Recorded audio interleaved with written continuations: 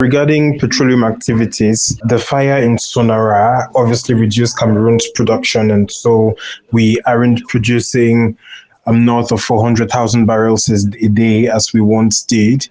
And there are other geopolitical factors and other structural factors that are equally causing slowdown in demand for crude.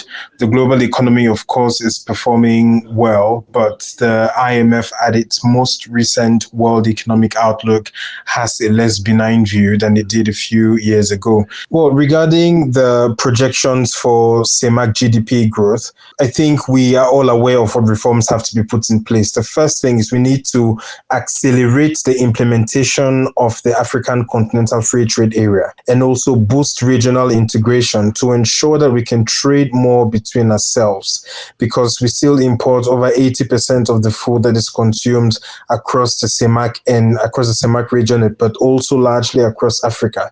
Continental Free Trade Area countries have to ensure that they've submitted their e-tariff schedules and also make sure that they're actually implementing those tariff schedules at land borders, at the ports, etc. Secondly, we have to ensure that we accelerate the implementation of regional infrastructure projects. There's a number of them that seek to connect Chad to Cameroon, Gabon to Cameroon, Equatorial Guinea to Central African Republic, etc. Maybe it's time for the central bank to also move away from targeting money supply or a fixed exchange rate to actual inflation targeting. Yes, inflation is going to drop below 3% this year. I think it's about the forecasts are for 2.5, 2.6%. But it's important for us to have an explicit inflation target so that we can have better control on prices.